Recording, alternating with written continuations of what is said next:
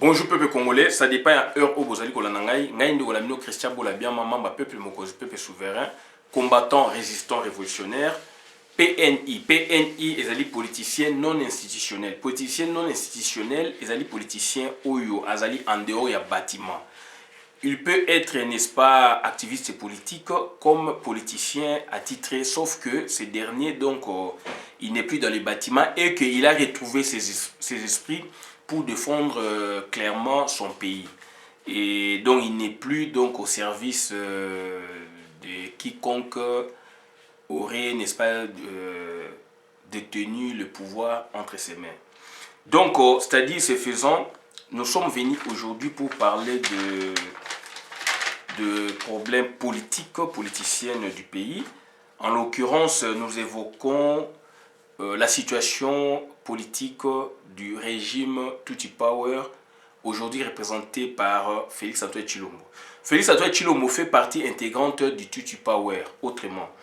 Donc, on l'a vu par-ci par-là, errer par-ci par-là à travers le monde. Dernièrement, on l'a vu chez Poutine. On l'a vu chez Poutine, d'après les informations que nous avons récoltées, n'est-ce pas, nous avons recueilli, pardon, de Kingakati, puisqu'à Kingakati, nous avons nos gars à nous. Ils sont donc rwandais aussi, Tutsi Hutu, ils nous donnent des infos. Et donc, ceux-ci nous ont dit que Félix Antoine Tshilombo était parti, n'est-ce pas, pour tenter, espérer obtenir de Poutine une réconciliation avec avec donc son mentor Kabila. Parce que ces derniers temps, il y a des tensions entre l'UDPS, faisant partie intégrante du FCC, PPRD, et le Tutsi Power enveloppant, n'est-ce pas, toute la structure. Il y a une sorte de tension puisque il y a confusion en la matière et que Félix voit donc sa vie, voit son avenir ou sa vie en danger. Donc, il est parti auprès de Poutine pour plaider pour que ce dernier vienne en aide, lui vienne en aide par rapport à ses relations avec son mentor. D'aucuns diront que il est parti chez Poutine pour avoir un appui militaire, pour avoir une sorte de parapluie par rapport aux deux blocs, bloc capitaliste américain et bloc donc communiste, donc je peux dire russe. D'autres avertis cette fois-là, dont moi je fais partie, puisqu'on a des éléments. Nous savons que donc il est parti là-bas pour demander à Poutine de les mettre donc de vider leur divergence. Donc lui et Hippolyte Kamaï. Donc ça dit pour que Poutine envoie son émissaire afin de les réconcilier. Parce que Félix, ce que beaucoup ne savent pas, il est devenu clandestin chez lui à Kinshasa. Cette fois-là, puisque vous allez dire que à Bola, mais vous nous avez dit que Félix virtuellement est à Kingakati, cette fois-là Kinshasa s'est transformé en Kingakati. Non, à Kigali. Donc Kinshasa, c'est synonyme de Kigali du Rwanda aujourd'hui, le Congo. Pourquoi vous dites que donc voilà, Félix vit mal donc sa vie, n'est-ce pas, en tant que président protocolaire chez lui au Congo. Ce sont des contextes. Nous replaçons les contextes par rapport à un problème donné et que nous tentons, n'est-ce pas, de chercher les éléments qui les caractérisent. Donc, ça dit Félix Antoine Tshilombo, Azali na Kokoso, Azali na problème sérieux, na Hippolyte Kanambe. Bomonaki makambu ya Antonov, vous avez vu le problème d'Antonov. Antonov et Saliboye, babomi batunaye, baboye, mais d'après les informations, tout ça na Kingakati. Yango tuwe koyebisa bino, puisque tu as des informations na Kingakati. Il y a des Rwandais de bonne foi qui sont là. Parfois, bah, ça rappelle d'informations. il y a des Congolais de bonne foi qui sont là, parfois ça a peu d'informations. Donc, Makambu et Outi na Kingakati. Félix a accueilli et pas à Poutine pour la coller la Poutine. Accueilli évidemment, il y a raison belé, mais raison étant égoïste. Accueilli coller la Poutine. Donc, Poutine, la semaine où il y a ou semaine d'après, a un émissaire. Un émissaire russe a quitté na Congo pour réconcilier Bango Mibale. Pour tchap Bango ensemble. Parce que Félix a commis clandestin de Tolbagi Nakata Kinshasa Oyo Yabakoko Naye. Azali Soukola na cité de l'OIAT. A commis clandestin au même titre que Hippolyte Kanambe dans le temps. Puisque Hippolyte Kanambe, tu sais bien, il pas Werason. Hippolyte Kanambe, tu sais bien, il pas à Lormongo. Félix Antoine Chilombo Leloyo, Azali Kola n'est pas bandekone Songolo Pakala, donc Azali Kobanga, Liwa, Azali Kobanga, donc Bako Bomaye, donc na Batuya, il y a Hippolyte Kanambe. Makamu Antonov, Ezali Bazo tcheye pression. Ba tcheye pression. Batu Oyaye, ba tcheye bango pression. Toye bisaki bino. Batu Oyaye. Avion ezali na plus de 100 personnes. Ngana bayi entre 80, 70, 80, 100. Babi plus de 100 personnes. Mingi bazalaki bateau ba formaki donc basadi ba militaire mono-ethnique. Tu vois ça qui bino avion wana. Donc et ça qui deux atterrissages et deux décollages. C'est-à-dire tant elongwe na Bukavu donc elongwe na Congo na est et kendaki na base militaire ya Rwanda. Information aujourd'hui ba qui dit ça qui batuana nyostu ba récupérer donc mutuka wana blindé. Mutuka blindé ezali na base militaire na Kigali. Et puis batuana ba décapité bango ebele ba bomi ebele musu ba tiki bango Félix ayebi ba bomi batu nyosoté. Ba bomi ndamu ba tiki et que donc bazali ko tia pression. Et pression et que aussi na ndenge mususu. Félix toyebisa ki bino information to joie qui toyeb ça bino to za batali boso toyeb ça bino que Félix ndako ya kotiwana c'était de l'OIA dongo ba caméra za partout makamnyo ça za ko sala ezali ko koma na Kingakati za ko koma na Kigali ba photo na ye ba vidéo donc ça dit vie na ye ezali ko sala intime ou normal nyonso tout ezali na Kingakati ezali na Kigali ba zongi seli yango toyeb ça bino donc Hippolyte Kanamba sala ndenge nini ok la Kingakati ok ko soana ye bakanyo ba photo sanko oyebi que ozali wana certainement il y a des vidéos etc oyebo sololi obosola so ba peso pe ya ko ba pesi do mbongo tango za ko bima obimika Kingakati ozo kende batinde lio vidéo ndenge oyaki nde bayambaki na pakio ba pesa kiyo bazongi selio basalio matraquage basala ngo Félix Antoine Chilombo Félix Antoine Chilombo do intimité na ye vie na ye privé nyonso batandeli yango bazongiseli ye ba filme wana ba bomele batu bazongise ba filme wana et il est incapable ya ko décréter même deuil national. Il est incapable pour que le pouvoir on les alliés y été et c'est un égoïste. C'est un égoïste puisque ba message est comme lié pour que asala sursaut patriotique ndenge Laurent Désiré Kabila asalaki mais aligné yangote. Aligné yangote aligné azala lokola seul alors batu bazotinde les messages à mona ki pe yango que Salaboé donc lancer message d'unité nationale mais il y a elbiso nini division, il y a elbiso tribalisme. Ba Congolais batine sous message na batu ya de bonne foi à monde sangi sa peuple puisque azala pouvoir te moyen sangi sa peuple égalité. Donc a eu la bino ba discours mususu et azali ko kende pa ba Poutine pour donc deux choses. Donc à rééditer les exploits pour na ba PCP appui pour na abalukela Kingakati. Deuxièmement pour na ba réconcilier bango. Alors batuana ya akuti bango batuana ja bazalaka batu ya batuana ya ba Rwandais etc. Message na yé makamna ye nyo sa sali et komi na Kingakati. Et comme la Kingakati bandeko nanga parce que donc ça dit aza pridenté. Ozali koluka o renverser mutu. ozali na armée te, oza na service à renseignement te, oza na police te, okoza force wana wana. Donc azoluka ke bato ya libanda ba pesa e force ba ya ba attaquer.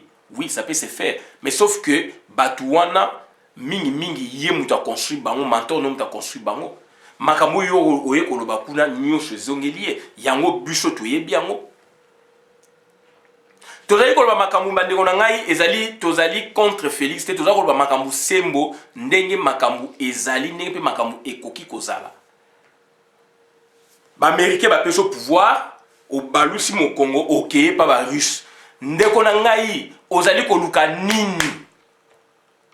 Ozali koluka nini puisque ozali kokene na monde donc de l'est, monde wana donc ya ba russe ba nini, ba russe bazali na philosophie politique na bango mususu par rapport ya Europe occidentale. Et tant yo keye pa ba américain, bien que ba mbio bien te, ok pa ba russe, osai ba déclaration sengeli au sala. Oyo ko zonga lobi oya et pa ba donc ba européen de du centre, c'est-à-dire occidental, net ba français, ba belge, ba nini. Ndeko na ngai, tu cherches quoi? Diplomatie wana efutaka te. Diplomatie wana esala ke diplomatie moko il faut avaler l'autre diplomatie. C'est-à-dire osenga liwa ya mutu, liwa ya nani ya yo moko Félix Antoine Tshilombo. Donc ozali ko luka makambo place o esengeli ba luka te. Ndeko na ngai ezali passe mingi. Ezali passe mingi yango tozali ko senga na ba congolais, ba combattants, ba résistants, ba révolutionnaires. Faites attention, mboka ezali ya yo ya ye kuna. Tozala bomoko. Biso nde mutu tozali ko pesa orientation na Congo. Soki biso te mboka esi ekenda. Tosali musala makasi. Tozonga na nzela. Bitumba to bundi ezali monene eza gigantesque. Lelo ba pays mingi na monde na Afrique babani ko copier sur nous. Na odo solana muninga moko camerounais azo parler nga ndenge ba osala contre Paul Biya tout ça mais azali ko kumisa ba congolais. Azali ko kumisa ba congolais mais biso ba congolais donc tozali ko mona te. Biso ba congolais donc tozali ko mona te parce que donc tolingi donc vie appréciée, tozali pressé, tozali donc tolingi pe ko ndima baninga te. Soki tozali ko mindimana, tozali ko milingana to ko avancer. Eza na kati ya Congo, eza na libanda ya Congo. Donc c'est très important parce que donc lelo tozali donc na mutu lokola William Yakotumba et sengeli to sungaye et sengeli to za na William Yakotumba puis azali mutu ya bwanya, azali mutu à l'action non seulement bwana mais l'action volonté ya ko libérer Congo. Et tant wa beti manduki bagangi après 22 ans donc ba Rwandais baganga et la guerre est là. Ba Rwandais baganga, notre combat est là.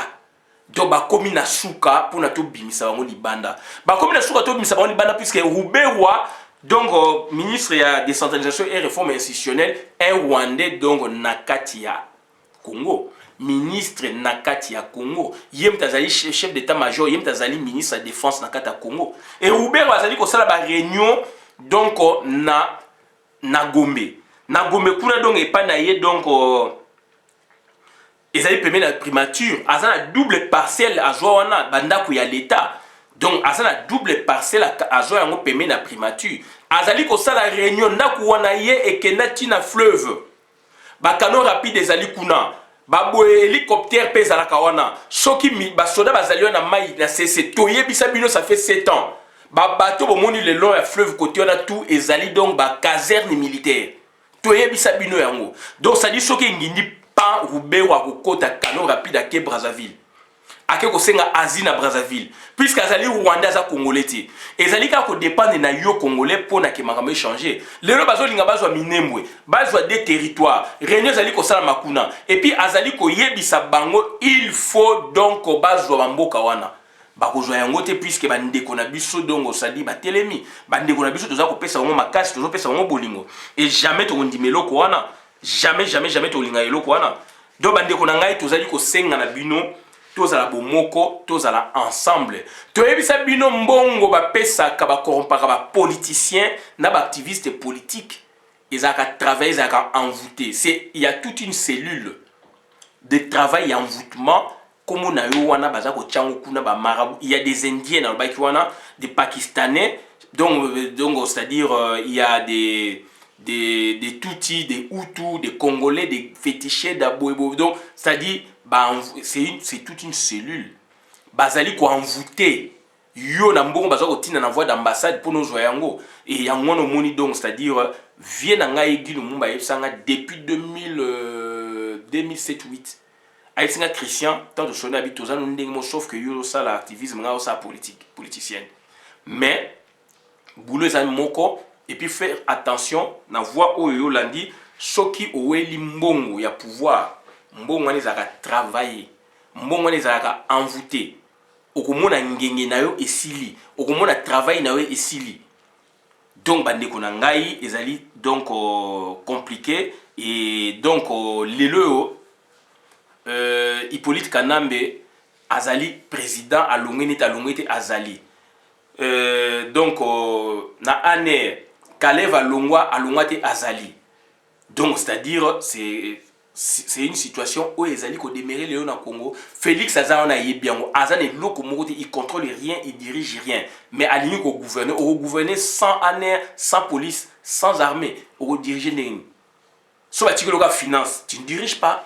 Finance, on va tirer le finance, ils ont poussé donc au bima, au salaire aventure libanda. Donc c'est très important parce que situation où tout ça ok nango donc ils allaient très catastrophique puisque Fatih va comprendre azolinga donc makambu ezala yemoko a réédité exploit. Neti accueilli par ba russe ba pessayer armement ba pessayer soutien militaire à Longola Kabila alors que relation na base ezali donc il y a tout power et puis bango basali yo commission au signé ba mikanda wana et yo sozo ke n'est pas na bango hier ozali pas américain lelo ke pas ba russe ndeko na ngai Laurent Désiré Kabila kufa indengwana Laurent Désiré Kabila kufa indengwana donc bandeko na ngai c'est très important donc mois de décembre oyo ezali mois ya décision donc c'est un mois de tout peut arriver. Puisque en janvier, juridiquement parlant, cette fois-là, dépasser janvier, donc Félix pourrait dissoudre l'Assemblée nationale. Baropé, ça est tenté. Bazali ko sila na Kabila, donc awa na décembre. Yena Kabila, bazali ko sila na décembre. Et je vous dis, c'est sérieux. C'est sérieux, donc, donc, Yako Tumbape, azali wana bimi loko la troisième larron. Troisième ceinture, troisième ouverture, troisième voie. Troisième voie pour nous départager Batou. Et nous soutenons donc William Yakotumba. Puisque William Yakotumba a défendu Mabélé, Félix a défendu Mabélé, Félix a teki Mabélé, Félix a tindi Batou Bakota. Azako benga ba force étrangère Bakota na Congo pour na ba attaquer bandeko na biso ba William Yakotumba na ba mai belé bazale belé wana. So William Yakotumba comme les alikolo bandeko msubo comprendre puisque voilà donc tozo tanga mingi ye mais toyebi ke bozali ebelé. Tozali ko kumisa bino na bolingo o bino bozana ngo na boboto bozana ngo na musalo bino bosali yango. Donc ya ngona tozali ko senga na bino ma donc bozala na bolingo to fédéré autour ya William Yakotumba. Na William Yakotumba et puis tozali na marche le 11 novembre donc na kedo le 11 novembre donc ça dit na porte na Pantin ti na porte de la Villette sortie à Zénith. Donc ça dit marche et kozalawana tokotambola pona ko signifier ras-le-bol na biso tokotambola pona ko laksa ke tolingi Félix té en France et bien que ba français ba yambie mais on n'en veut pas donc raison pour laquelle donc ba situation ezali na sens wana tozali koloba bandeko nanga parce que ezali passe mingi puisque batwana ba longwete ba ministère ezali doublon donc ya donc ça dit ba ministère doublon dans le sens que gouvernement et le ya Chibala ba ministre bazali plus ba ministre au bazali donc doublon et vous avez vu Mende au Malanga na Washington Claude Moutine malobaki yango tant ba kei marche kuna ba George Alula ba te belé donc ba Gino Will banani ba ke ko mona Mende au Malanga na département d'état akene na maison blanche ou département d'état akene kotika ba courir na titre nini et dans l'entretien qui kana bin Karoubi azolo ba ke 2023 Kabila kozonga biso toza makama 2023 te bolanda biloko wana te makambo ezali sikoyo makambo ezali kotoko na décembre 2023 te baza kokosa bino 2023 toko benga na pouvoir wana 2023 ezali donc ya bango te bande konanga bazali ko renvoyer bino na 2023 alors que bango bazali sur décembre bakoliana Félix na Hippolyte Kanambe baza koliana na décembre oyo ya kotumba ko bengana bango ako neutraliser bango. Donc yango c'est très important bande konanga donc esengeli koyeba yango et Félix donc Tshilombo boyebake donc accueilli kosenga donc réconciliation ye na mentor nae donc mentor nae donc ezali na ezali Hippolyte Kanambe et que ba russe prochainement baroya bakosangisa bango sous forme ya dialogue à huis clos. Bakosangisa bango sous forme ya dialogue à huis clos pona ke Félix groupe nae donc on a Hippolyte Kanambe groupe nae basangana. Et dans l'entretemps, Hippolyte Kanambe donc a salé ba pression ya makasi, donc bande konanga ezali passe mingi, et dans tout ça qui est donc Félix a remis ko vivre na clandestinité, neto yebisa bino, aza ko vivre pas bande konaye mabe, aza ko vivre donc na clandestinité donc pas bande konaye mabe, et pas ba musicien mabe, et pas ba membre na bango mabe, et banda ko musu ya soma mabe, boye mabe, donc dans l'entretemps la personne la mieux sécurisée à part Hippolyte Kanambe aujourd'hui, c'est Alexis Tambwe Mwamba. Alexis Tambwe Mwamba, c'est la personne la plus sécurisée à Congo, lelo. Alors c'est un criminel. Alors c'est quelqu'un au basali ba génocide na Congo. Alexis Tambwe Mwamba ndeko nanga donc ezali mawa mingi. Donc c'est-à-dire azali wana ba stratégie pour que a remplacé donc Félix Antoine Tshilombo. Et il y a un d'autres comme Sabino donc mois de décembre où ils allaient mois il y a tous les dangers. Mois de décembre où ils allaient mois donc il y a donc tout ça que si la na bango mois de décembre où ils allaient donc la force d'autodéfense populaire news tout donc pour neutraliser les deux personnes wana. Pour la Mboka et Bongalelo, il faut qu'on neutraliser et Félix et donc Hippolyte Kanambe. Donc, ils ont des formations aujourd'hui. L'élément central, ils ont Félix accueilli la réconciliation pour la Hippolyte Kanambe. Puisque Hippolyte Kanambe, basali ba conclave na Bango, tout ça na Belgique pour renvoyer en 2023. Ils ont le quota. Bisous toujours en 2023. Et puis donc à Kenya ko senga pona ba sangisa bango et que émissaire ya Poutine semaine prochaine à Koya pona asangisa groupe ya Félix na groupe a Maoko ça neti ko sangisa bato belé mais ça groupe ya Félix na groupe ya ye et ko ça neti loko moko dialogue moko à huis clos. Voilà bande ko nanga autre et loko to yeka ko Sabino donc Félix soka zali président angala sabiso patriotisme. Il y a un message patriotique, il y a rassembler peuple va fédérer autour naé pour na tout bouter batouana. Laurent Désiré Kabila asalaki yango. Beaucoup ça na réponse que asalaki yango et après akufa ki nana otika na mokili oyo. Bébé kuta botami lelo akufi. Bon kaka mutu asali moi mikolo na mokili. Et ko ça la passe mais donc nous sommes appelés par cette voie donc de mourir un jour. Et yon dimi donc responsabilité à mboka na lwengi yo tricher. Donc il faut zamakasi. Voilà ba dekonanga auto yega web sabina ngwa to suki a bona na vidéo malamu na compte communauté ngai Christian Bola Biama membre peuple mokozi peuple souverain tout le bi donc communication ancestrale et zongi. C'est très important. Communication biso na ba ancêtre na biso zongi. Ezali na ba mai ezali na William Yakotumba ba miracle ezali ko sala makuna ba miracle triomphe o bango ba zui ba résultat bazali ko joie ezali na bokoko na biso bokolo baki mais comment expliquer on est scientifique tout ça bande konangai on est africain parce que toyoki ba place mususu moni donc attaque boye ba nguna ba ye attaque pouf maebimi ba kwei.